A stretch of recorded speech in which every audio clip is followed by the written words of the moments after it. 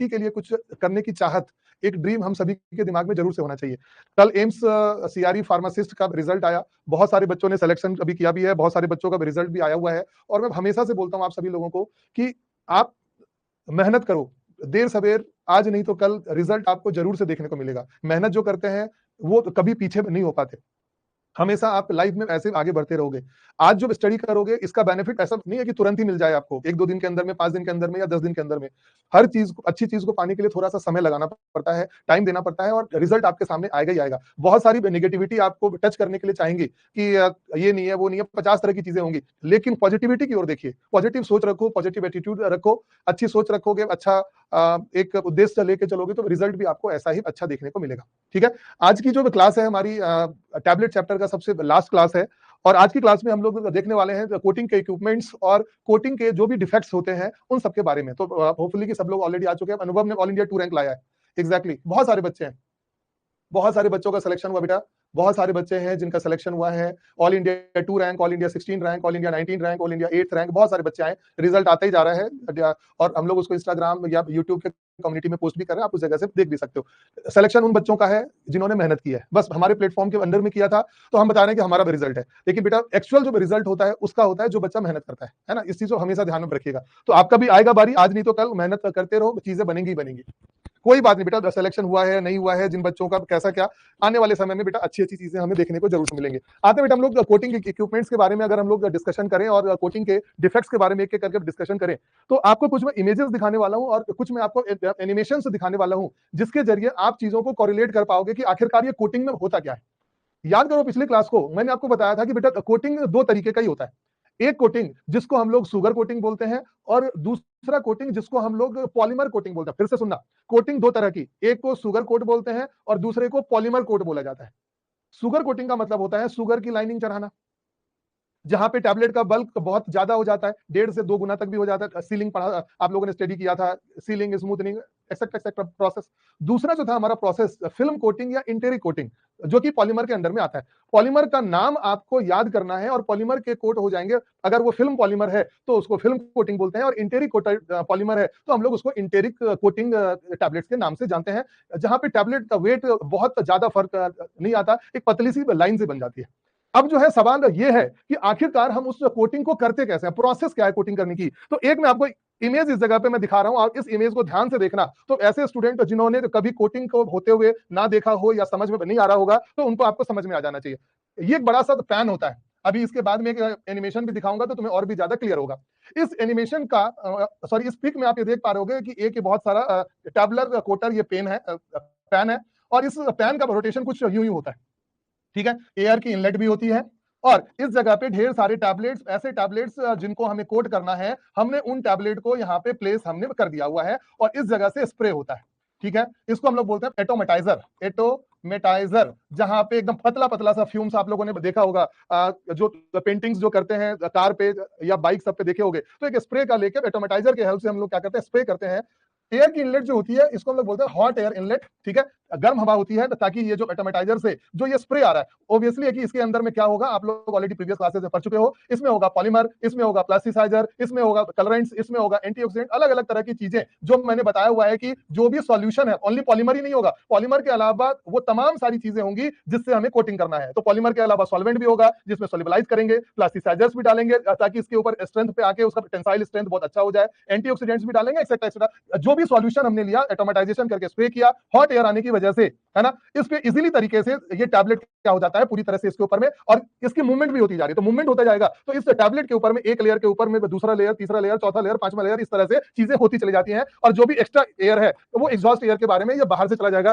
3 चीजों का इस जगह हमें ध्यान में रखना होता है। पहला होता है एयर प्रेशर, दूसरा होता है टेम्परेचर का ध्यान रखना, और तीसरा होता है कोटिंग सॉल्यूशन का ध्यान रखना। अगर इसमें किसी भी तरह की प्रॉब्लम आती है, गड़बड़ियां आती है, ऐसे कंडीशन में हमारे टैबलेट के ऊपर जो कोटिंग हो रही होती है उसमें कहीं ना कहीं प्रॉब्लम आती है। अब मैं आपको एक एनिमेशन में दिखाने वाला हूं, उस एनिमेशन के जरिए देखो कि किस तरह से कोटिंग हो रही है, ध्यान से देखिए।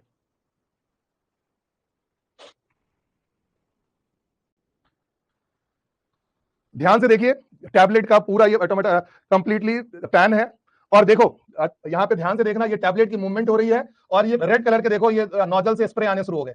स्प्रे ये जैसे आते चले गए, सारे के सारे टैबलेट देखो व्हाइट कलर के टैबलेट से नोजल से रेड स्प्रे आता गया, कोटिंग होती जा रही है, टैबलेट का मूवमेंट होता जा रहा है और इस तरह से करके हमारा टैबलेट इजीली तरीके से कोट हो गया। इस एनिमेशन के जरिए, इस स्प्रेइंग पैटर्न के जरिए आप आसानी से समझ सकते हो कि टैबलेट कोटिंग किस तरीके से काम करता है और इस डायग्राम के जरिए भी आप समझ सकते हो कि एयर प्रेशर होना, एयर का इनलेट होना, टेम्परेचर को मेंटेन करना, कोटिंग सॉल्यूशन को मेंटेन करना और एग्जॉस्ट एयर का बाहर जाना, और ये पूरी प्रोसेस होके हमारे टैबलेट के प्रिपरेशन को, टैबलेट के कोटिंग प्रिपरेशन को पूरा कर पाती है। ठीक है, और इसके लिए बहुत सारे इंस्ट्रूमेंट्स का इस्तेमाल भी किया जाता है।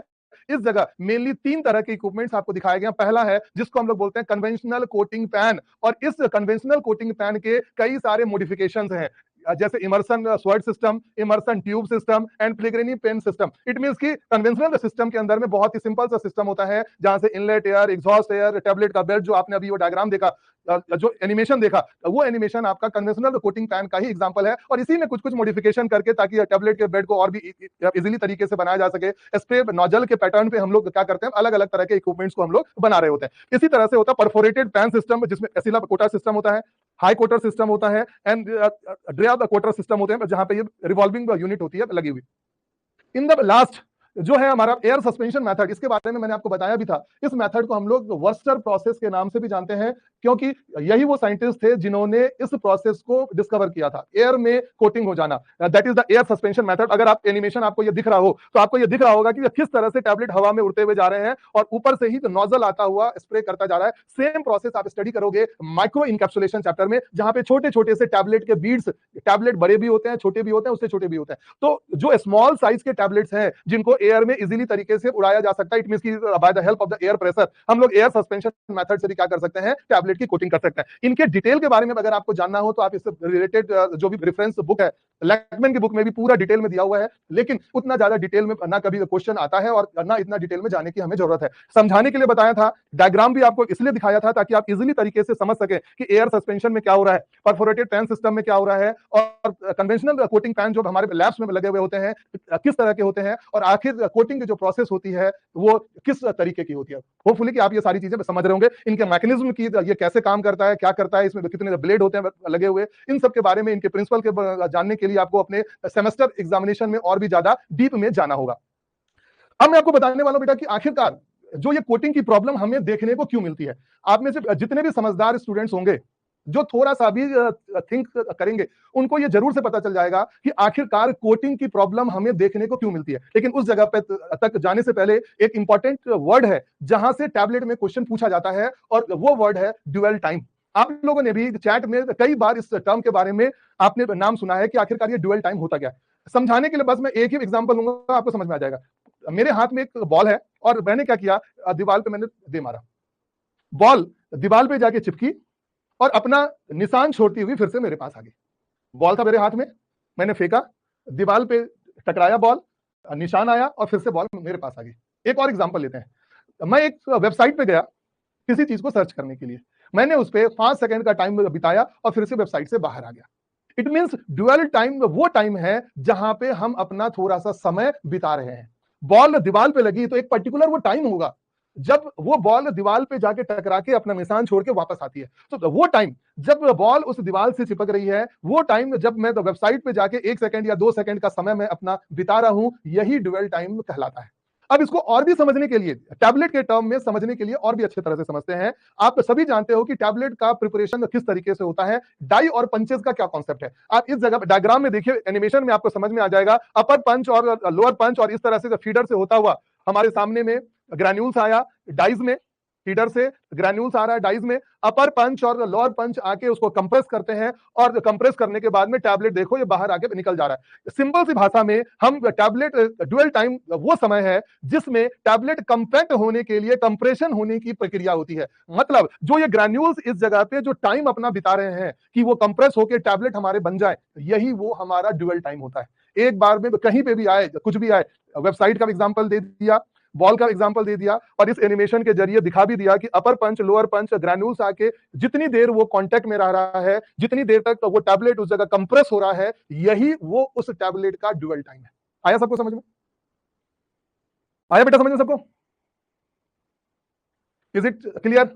amount of time it takes for the punches to stop moving vertically and penetrate the die to their maximum under the major compression roller is known as the dwell time in the compression, है ना। इतनी सारी English में समझने की और आपको देखने की जरूरत नहीं है, सिंपल से समझो। ड्यूअल टाइम वो टाइम है जिसमें टैबलेट का कंप्रेशन होता है, इसकी प्रक्रिया होती है, इसी को हम लोग क्या बोलते हैं, ड्यूअल टाइम बोला जाता है। That is the process. इस टाइम के लिए एक स्पेशल नाम बोला गया, ड्यूअल टाइम। आगे समझ में, बोलचाल की भाषा है ये ड्यूअल टाइम। ओके, तो कॉम्पैक्शन, कंसोलिडेशन और भी ऐसी बहुत सारी चीजें होती हैं जिससे इन टैबलेट की फिजिक्स को हमें अगर चेक करना होगा तो हम उससे इन चीजों को चेक करते हैं। चलो अब हम लोग बात करते हैं बेटा टैबलेट्स की डिफेक्ट्स की। तो टैबलेट को डिफेक्ट्स बताने से पहले, है ना, ठीक है, टैबलेट की डिफेक्ट्स को बताने से पहले मैं आपसे जस्ट एक क्वेश्चन पूछना चाहूंगा। आपने कभी सोचा कि टैबलेट की कोटिंग का जो कोई डिफेक्ट आ रहा है तो उसका रीजन क्या हो सकता है? आप ही से जस्ट मैं पूछना चाहूंगा, मुझे चैट करके बताएं कि आखिरकार वो कौन कौन से रीजन हो सकते हैं जिसकी वजह से टैबलेट की कोटिंग के डिफेक्ट्स हमें देखने को मिलेंगे। बताइए जल्दी से।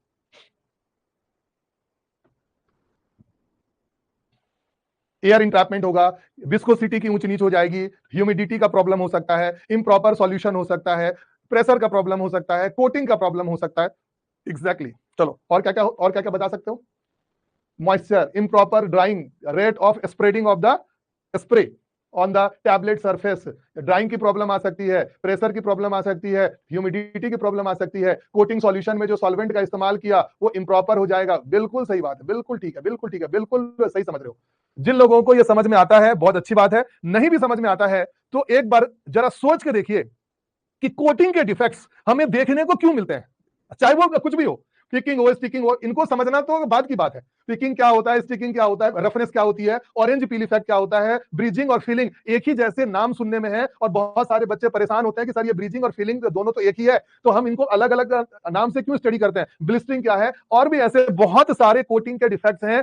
पहली चीज जो हमारे लिए सोचने वाली है, आखिरकार हमें ये कोटिंग के डिफेक्ट्स देखने को क्यों मिल रहे हैं बेटा? इसलिए हमें देखने को मिल रहे हैं बिकॉज यहां पे हमने हाई विस्कोसिटी कोटिंग सॉल्यूशन का इस्तेमाल हमने कर दिया होगा, ड्राइंग प्रॉपर हम लोगों ने नहीं किया होगा, बहुत ज्यादा ह्यूमिडिटी होने की वजह से चिपचिपापन आ गया और टैबलेट अच्छे तरह से ड्राई नहीं हुआ, अच्छे तरीके से प्लास्टिसाइजर्स का इस्तेमाल हमने नहीं किया। प्लास्टिसाइजर्स अगर अच्छे नहीं होंगे तो टेंसाइल स्ट्रेंथ अच्छा नहीं होगा और टैबलेट की ऊपर की सतह टूटने लग जाएगी। हमने क्या किया, इनकम्पेटेबल सॉल्वेंट सिस्टम का इस्तेमाल कर दिया, जो एटोमेटाइजेशन प्रेशर था वो अच्छा नहीं था, स्प्रे का जो रेट है बहुत ही कम हो गया या बहुत ही तेज हो गया, ऐसे भी प्रॉब्लम आ सकती है। मतलब एक्सेसिव स्प्रे रेट या लो स्प्रे रेट या हाई एटोमेटाइजेशन प्रेशर, इन सारे चीजों की वजह से हमें टैबलेट में कहीं ना कहीं किसी न किसी तरह के कोटिंग डिफेक्ट्स हमें देखने को मिलेंगे। और इनमें एक प्रॉब्लम और भी आ सकती है कि जो भी हम लोगों ने कोटिंग का सॉल्यूशन लिया उसमें कलरिंग प्रॉपर ढंग से मिक्स नहीं हुई, ऐसे कंडीशन में भी जो टैबलेट के ऊपर में कलर जो रहेगा उसका डिस्ट्रीब्यूशन हमें इम्प्रॉपर देखने को मिलेगा। तो कोई भी अगर स्टूडेंट होगा अच्छा तो सबसे पहले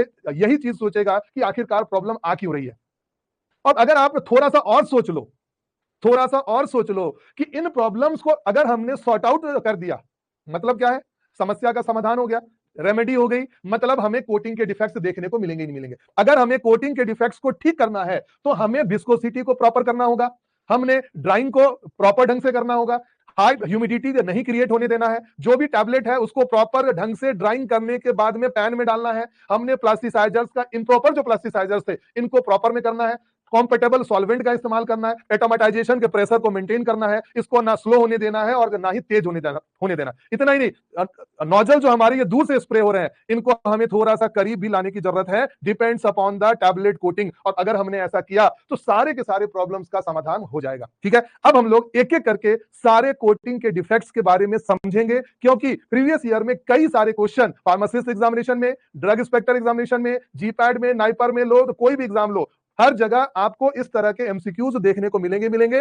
और जो बच्चा एक बार में समझ जाएगा उसको किसी भी तरह की परेशानी आपको देखने की जरूरत होगी नहीं। एटोमेटाइजेशन प्रेशर का मतलब होता है नोजल से जो स्प्रे हो रही है, आपके नल से पानी आ रहा है, आपने हाथ डाल दिया नल पे तो प्रेशर तेज हो गया, दैट इज द एटोमेटाइजेशन प्रोसेस। एटोमेटाइजेशन जो हो रहा है, स्प्रे जो हो रहा है, उसका प्रेशर को तेज कर दिया, जिससे स्प्रे पैटर्न हमारा बिगड़ जाएगा, टैबलेट पे कोटिंग की समस्या प्रॉब्लम होनी शुरू हो जाएगी। अब एक एक करके हम ये सारे कोटिंग की समस्या को देखेंगे और समझने की कोशिश करेंगे। सबसे पहला जो हमारा कोटिंग का प्रॉब्लम है, that one is the picking and sticking. बहुत सारे बच्चे पिकिंग और स्टिकिंग को दोनों को एक ही समझते हैं, लेकिन दोनों अलग अलग चीज है। आज हमें इस चीज को समझना है कि आखिरकार पिकिंग क्या होती है और स्टिकिंग क्या होती है। मान लो जो पैन है हमारा, उसी में टैबलेट की सतह का कोई भी छोटा सा हिस्सा निकल के कोटिंग पैन में अगर चिपक जाता है, अब चाहे उसका रीजन कुछ भी हो सकता, ओवर वेटिंग हो गई, एक्सेसिव फिल्म की थिकनेस हो गई, इस तरह की चीजें, अगर टैबलेट का कोई भी सतह का छोटा सा हिस्सा, जिसको हम लोग बोलते हैं चिप, वो चिप निकल के हमारे कोटिंग पैन में अगर हमारा चिपकने लग जाए और वही छोटे छोटे से टुकड़े अगर हमारे टैबलेट की सतह पे भी चिपकना शुरू हो जाएंगे,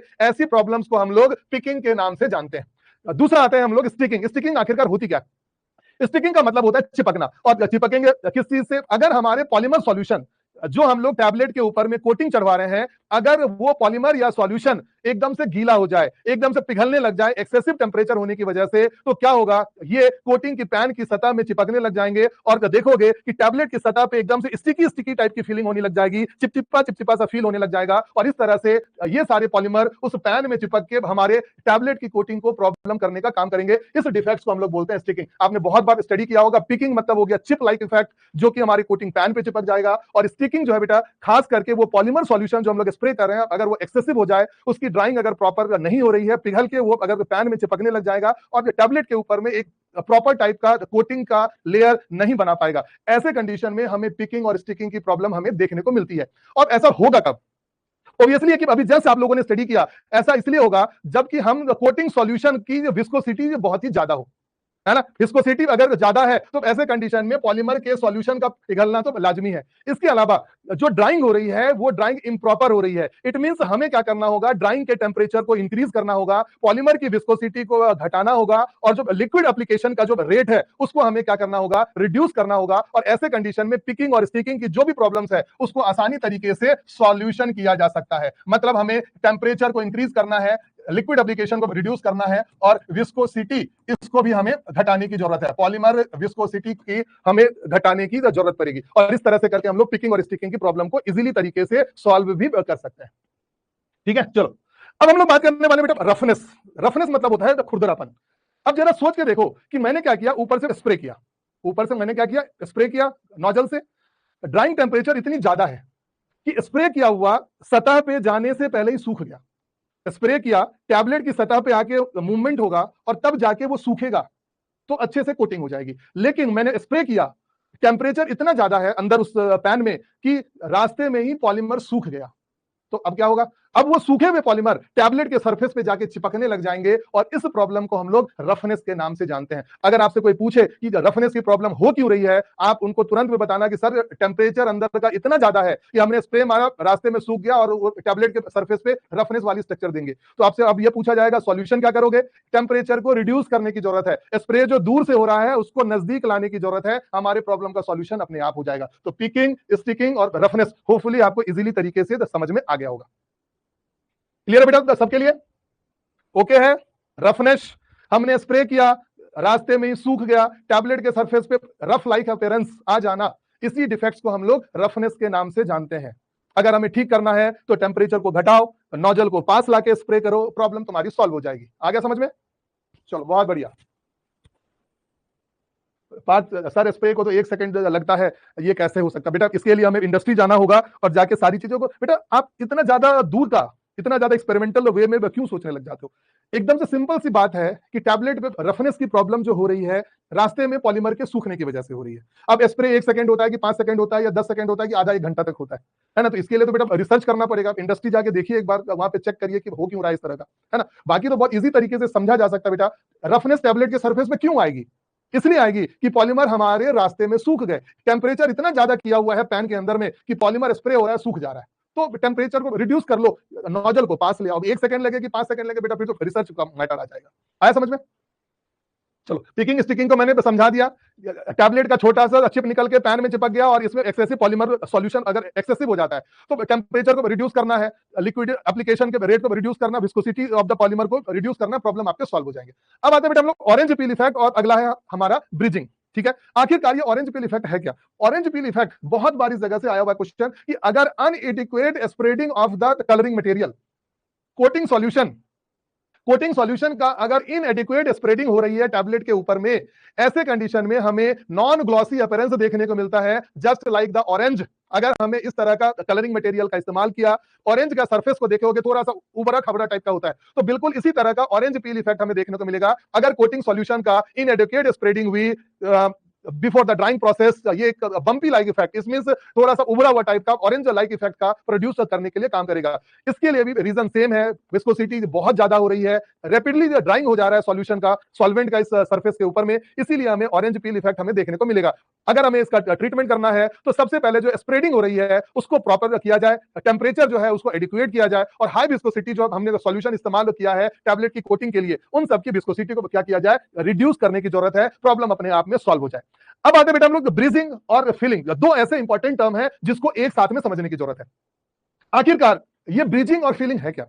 सबसे आसान शब्दों में अगर मैं तुम्हें समझाने की बताऊं तो ऊपर की ये दो लाइन पढ़ लो, एकदम से समझ में आ जाएगा।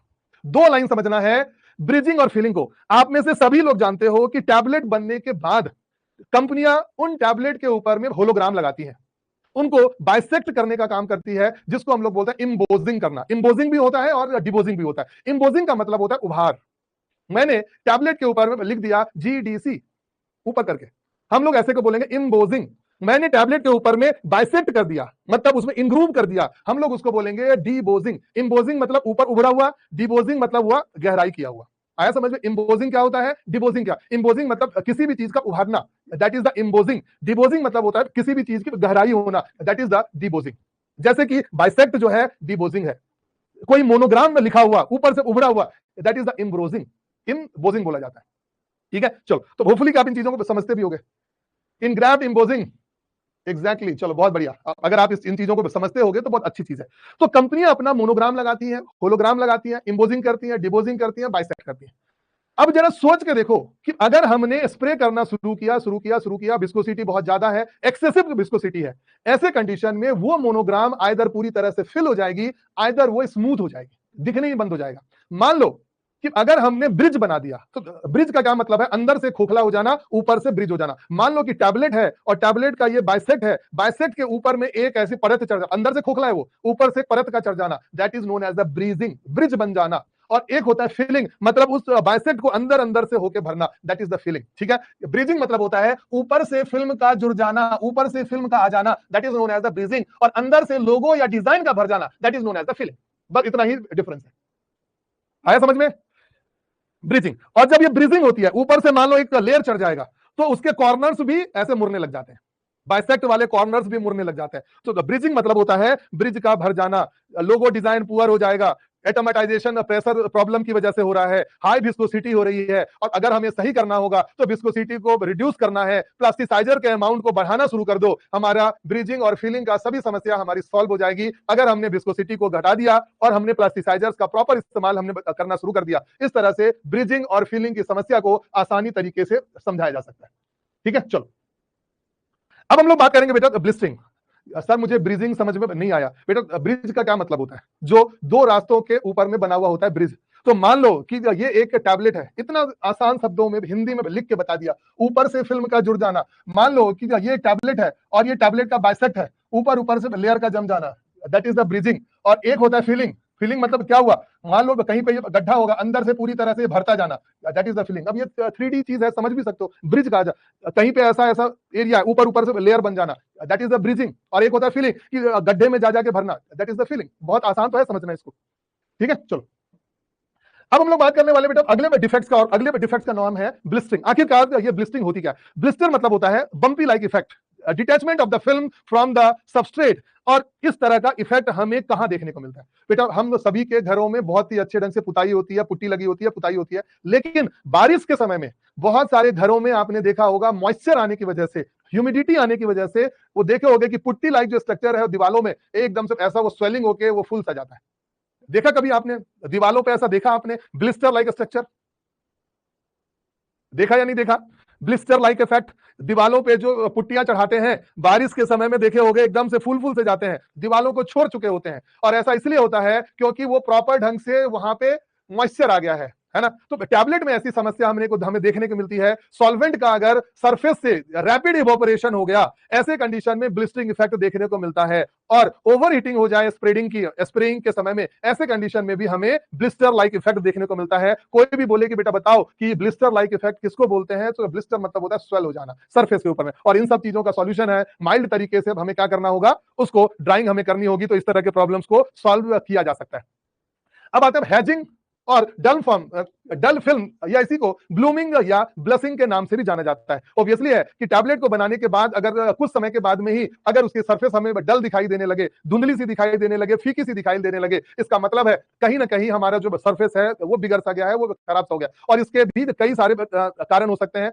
प्लास्टिसाइजर का इश्यू हो सकता है, हाई प्रोसेसिंग टेम्परेचर का प्रॉब्लम आ सकता है कि ये बहुत ज्यादा टेम्परेचर हो गया, और साथ ही साथ ह्यूमिडिटी वाला कंडीशन भी आ सकता है। और ऐसे कंडीशन में हमें टैबलेट की सरफेस, दो तरह का टैबलेट है, एक टैबलेट जिसका कलर हमें अच्छा देखने को मिल रहा है, और दूसरा टैबलेट हमें जिसका कलर हमें डल देखने को मिल रहा है, धुंधला सा देखने को मिल रहा है। और ये इसलिए हो रहा है क्योंकि प्रोसेसिंग टेम्परेचर बहुत ज्यादा है फॉर्मुलेशन की, ह्यूमिडिटी बहुत ही ज्यादा है, और जो कंसंट्रेशन है high concentration low molecular weight plasticisers का इस्तेमाल करते हैं, तो ऐसे कंडीशन में हमें डल फिल्म टैबलेट के ऊपर में देखने को मिलती है। अगर इन सभी प्रॉब्लम्स का सॉल्यूशन हमें करना है, तो प्रोसेसिंग टेम्परेचर को हमें कंट्रोल करना होगा, ह्यूमिडिटी को कंट्रोल करना होगा, और प्लास्टिसाइजर्स के अमाउंट को भी मेंटेन करना होगा। इस तरीके से हम टैबलेट के सरफेस को अच्छी इसकी ग्लॉसीनेस को बना सकते हैं। नेक्स्ट आते हैं बेटा क्रैकिंग। कोई भी चीज जो है टूटती कब है, कोई भी चीज जो है टूटती कब है, इसका सीधा सा एग्जांपल ले लो कि आप क्या करना, एक ग्लास को लेना जो बहुत ही कूल है, और उसमें क्या करना, गर्म पानी डाल देना। जैसे ही आप उसमें तो वाटर डालोगे, हॉट वाटर, तुरंत ही टेम्परेचर के डिफरेंस होने की वजह से आपकी सरफेस जो है वो क्रैक होने लग जाएगी। उसी तरह से, और हम इसको बोलते हैं टेंसाइल स्ट्रेंथ। जब टैबलेट के ऊपर के सरफेस का टेंसाइल स्ट्रेंथ प्रॉपर नहीं होगा, ऐसे कंडीशन में ऊपर की सरफेस हमारी टूटने लग जाएगी, और इस तरह के डिफेक्ट्स को हम लोग बोलते हैं cracking type of the defects.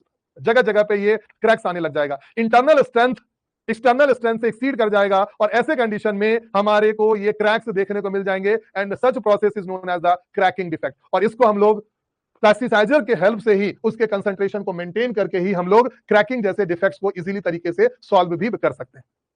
Next आते हैं बेटा ट्विनिंग और चिपिंग। ट्विनिंग मतलब होता है दो टैबलेट का आपस में चिपक जाना, और ये चिपकेंगे तब जब ओवर वेटिंग हो जाएगी या एक्सेसिव विस्कस सॉल्यूशन हो जाएगा।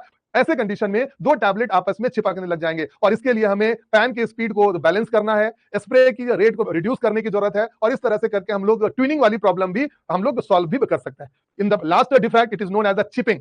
चिपिंग मतलब होता है टैबलेट की कोई ना कोई साइड की चिप्स, मतलब जो इस पे टैबलेट जो इस पे आ चुका है, पॉलीमर का जो इस पे लाइनिंग आ चुकी है, कोट हो चुकी है, उसमें साइड वाले एरिया का कुछ ना कुछ पार्ट को टूट जाना, breaking off the tablet edge while the tablet, excessive attrition होगा कोटिंग प्रोसेस के दौरान में, घूमना बहुत ज्यादा ऐसा होना, तो ऐसे कंडीशन में हमारे साइड के पार्ट जो है टूट सकते हैं, और इसके लिए हमें टैबलेट के पॉलीमर का जो हार्डनेस होगी उसकी फिल्म की, उसको इंक्रीज हमें करना होगा, तभी जाके चिपिंग की प्रॉब्लम को हम लोग क्या कर सकते हैं, सॉल्व भी कर सकते हैं। बेटा एक चीज अगर मैं बताऊं, जो स्टार्टिंग में जो चीज मैंने आपको एक स्लाइड जो ये दिखाया था, इस स्लाइड से समझ के आप आने वाले ये जितने भी सारे टैबलेट के कोटिंग के डिफेक्ट्स हैं, आप इजीली तरीके से समझ सकते हो, या उस पर ग्रिप भी बना सकते हो। इसमें मैंने सबसे पहले आपको बताया पिकिंग एंड स्टिकिंग। पिकिंग मतलब कि टैबलेट के ऊपर का कुछ एज आके पैन में चिपकना, और एज किस चीज का होगा, कोटिंग का ही तो होगा। दूसरा है हमारा स्टिकिंग। स्टिकिंग मतलब एक्सेसिव विस्कस हमारा सॉल्यूशन है, कौन पैन के सरफेस पे जाके पिघल के चिपकने लग जाना, इसकी वजह से स्टिकिंग की प्रॉब्लम आ जाएगी, आपस में चिपकना। Sticking, picking and sticking. Roughness, रास्ते में ड्राइनेस हो जाएगी तो सरफेस ड्राई लाइक स्ट्रक्चर्स आने लग जाएंगे। ऑरेंज पील इफेक्ट, कलर्स का प्रॉपर डिस्ट्रीब्यूशन जो है प्रॉपर ये नहीं हो पाना। ब्रिजिंग और फीलिंग के बारे में मैंने समझाया कि ब्रिज का मतलब होता है एक फिल्म से ऊपर का लेयर को चढ़ जाना, दैट इज द ब्रिजिंग। और फीलिंग मतलब होता है अंदर से फिल होना, बाइसेक्ट का ऊपर से फिल हो जाना और अंदर जाके फिल होना, यही डिफरेंस है हमारा ब्रिजिंग और फिलिंग में। ब्लिस्टरिंग में क्या है, एक्सेसिव बम्पी लाइक स्ट्रक्चर आपको देखने लग जाएंगे, हम लोग उसको बोलते हैं ब्लिस्टर, जैसा कि दीवालों में पुट्टियों को देखने को मिलता है। और इन सब का प्रॉब्लम और सॉल्यूशन बहुत ज्यादा मिलते जुलते हुए हैं, थोड़ी सी प्रैक्टिस करोगे, पढ़ोगे, तो आप इन सब चीजों को अपने कॉमन सेंस से भी सॉल्व कर सकते हो। हैजिंग हो गया, क्रैकिंग हो गया, तो हैजिंग की प्रॉब्लम आ क्यों रही है, डल फिल्म हो क्यों रहा है, प्रोसेसिंग टेम्परेचर बहुत ज्यादा हो सकता है, ह्यूमिडिटी बहुत ज्यादा हाई है, तो ऐसे कंडीशन में हमें क्या करना होगा, उनको कंट्रोल करके हम इन सारे प्रॉब्लम्स को इजीली तरीके से सॉल्व भी कर सकते हैं। इसके अलावा ट्विनिंग है, चिपिंग है, और भी बहुत सारे होते हैं। फिटिंग डिफेक्ट्स आपको मैं स्टार्टिंग में ही मैंने एक माइंड मैप में बताया था, चिपिंग भी होता है, आप इसको देख लो। Picking, roughness, orange peel, bridging, filling, blistering, blooming, cracking, twinning, chipping, pitting भी है, बाइंडिंग, लेकिन इतना सफिशिएंट है आपको जहां जहां से एमसीक्यूज आते हैं, जहां से क्वेश्चंस आपसे इजीली तरीके से बन सकता है। तो आइए हम लोग इसके बेस पे कुछ एमसीक्यू को सॉल्व करें जो कि हमारे प्रीवियस ईयर एग्जाम्स में पूछे गए हुए हैं, और उसके बेस पे आप और भी चीजों को इजीली तरीके से बना पाओगे। क्लियर बेटा?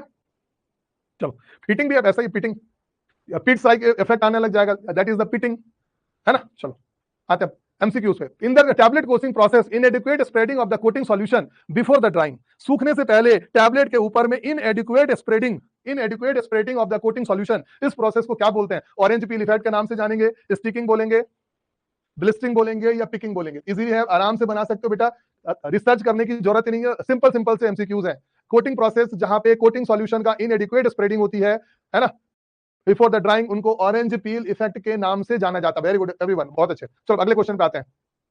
फिल्म के डिफेक्ट्स हैं और उनके बारे में कुछ स्टेटमेंट है लिखा हुआ। ऑरेंज पील इफेक्ट किसको बोलते हैं, ब्लिस्टरिंग किसको बोला जाता है, क्रैकिंग किसको बोलते हैं, और ब्लूमिंग किसको बोलेंगे। तो आप इजीली तरीके से बना सकते हो। occurs if internal stress in the film exceed the tensile strength of the film। obviously आप समझ सकते हो कि क्रैकिंग कब होती है, क्रैकिंग कब होगी? जब इंटरनल स्ट्रेस जो है वो टेंसाइल स्ट्रेंथ को क्या कर देगा, एक्सीड कर देगा। आप ये 3 का एस को मैच करोगे तो ऑप्शन नंबर ए आने जा रहा है। मोस्ट ऑफ द स्टूडेंट्स के सभी के आंसर एक ही आ रहे हैं।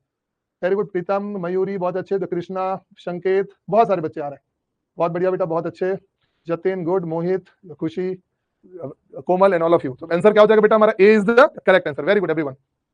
अगले क्वेश्चन पे आ जाओ। Chipping during the coating process is commonly caused due to the low drying temperature, excessive attrition during the coating, high viscosity of the coating solution, overheating of the tablet core। इनमें से कौन सा problem chipping को सबसे ज्यादा promote करने का काम करता है? चिपिंग का मतलब होता है टैबलेट के साइड वाइड में टूट जाना, जब ड्यूरिंग द कोटिंग बहुत ज्यादा एट्रिएशन हो रहा होता है, बहुत ज्यादा स्पीड हो रही होती है, ऐसे कंडीशन में हमें इस तरह के प्रॉब्लम्स देखने को मिलते हैं। अभी जस्ट मैंने बताया भी था, और आप में से मैक्सिमम स्टूडेंट का आंसर सभी का बी ही आ रहा है, जब हम इसको बता पा रहे हैं कि एक्सेसिव एट्रेशन होने की वजह से चिपिंग की प्रॉब्लम्स आती है। एक बार जाके अगर पीछे भी देखना चाहोगे तो इस जगह मेंशन भी किया हुआ है चिपिंग का। ये देखिए चिपिंग हो क्यों रही है? Excessive attrition. ये देखो यहाँ पे excessive attrition during the coating process, इसकी वजह से ये टैबलेट क्या हो जा रही है, ब्रेक हो जा रही है। इसकी वजह से हमें क्या करना होगा, टैबलेट की सरफेस की हार्डनेस को और भी ज्यादा इंक्रीज करना होगा ताकि इसके प्रॉब्लम का सॉल्यूशन हो सके। अगले क्वेश्चन पे आ जाइए। Hedging or blooming in the tablet film coating is best described as cracking of the film during the compression, peeling of the coating in the patches, dull or the cloudy appearance of the film coating, formation of the pits on the tablet surface। बहुत अच्छे।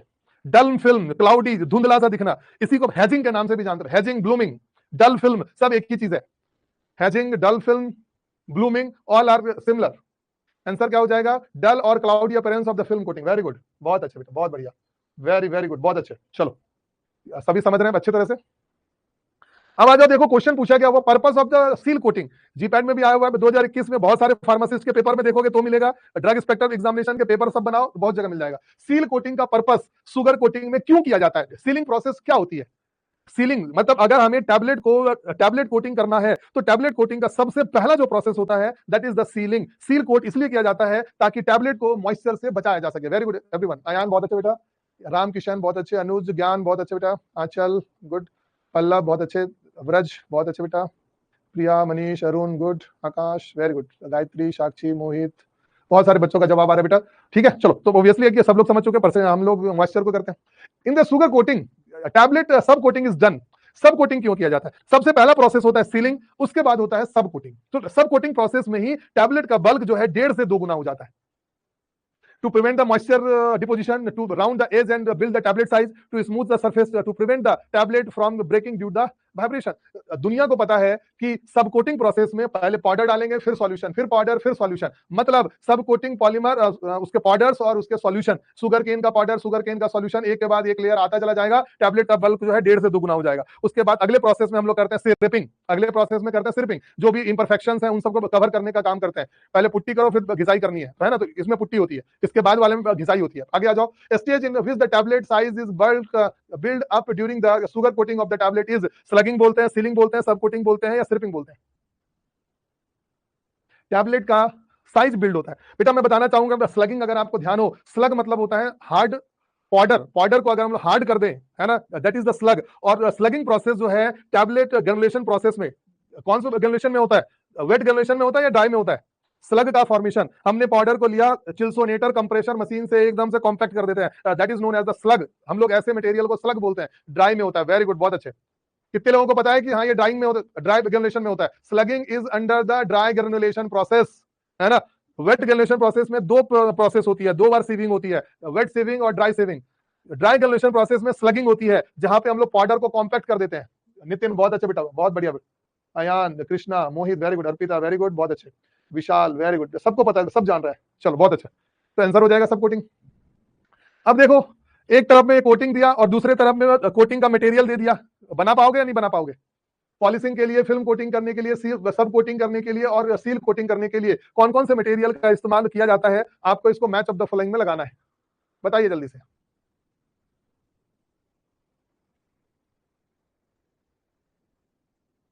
दिशा आ रहा है बेटा, message आ रहा है आपका, आ रहा है बेटा, बिल्कुल सभी के मैसेज आते रहते हैं बेटा। एक्चुअल क्या होता है ना, कि इतने सारे कमेंट्स आते हैं एक बार में, है ना। ऑप्शन ही गलत है, 4 का एस, अच्छा ये ऑप्शन ही गलत है लग रहा है, ये ऑप्शन ही गलत है, 1 का एस और 4 का एस भी लगा दिया, ठीक है।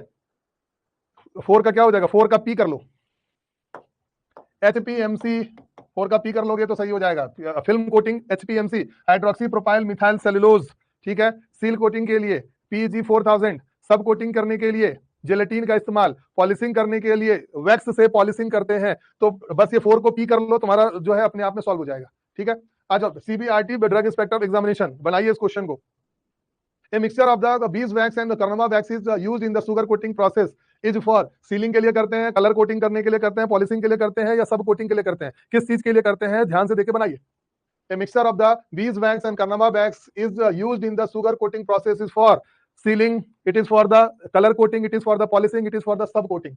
बना दोगे फटाफट, आंसर क्या हो जाएगा? आंसर हो जाएगा पॉलिशिंग। अभी जस्ट ही बताया, वैक्स का काम जो है किस चीज के लिए करते हैं? वैक्स का काम हम लोग पॉलिशिंग के लिए तो करते हैं। अगले क्वेश्चन में है, सुगर कोटिंग का सही प्रोसेस हमारे लिए क्या है? इनमें से सुगर कोटिंग का सही प्रोसेस हमारे लिए क्या है? आराम से बना लोगे। सीलिंग होता है, दूसरे बाद में सब कोटिंग होगा, तीसरा सिरप कोटिंग होगा, और आखिरी में हमारा क्या होता है? फिनिशिंग होने का काम होता है।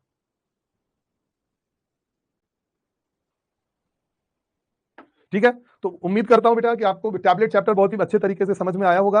अगला चैप्टर हम लोग स्टार्ट करेंगे कैप्सूल का, अच्छे तरह से पढ़ के आइए। All India GDC weekly test इस संडे को टैबलेट का होना है, तो अच्छे तरीके से पढ़ाई करना और सभी क्वेश्चंस को सॉल्व करने की पूरी अच्छे तरीके से कोशिश भी करना, ठीक है। तो उम्मीद करूंगा कि आप अच्छा रिजल्ट करोगे। अगली क्लास में हम लोग स्टार्ट करेंगे कैप्सूल चैप्टर के साथ, ठीक है। चलो, ऑल द बेस्ट।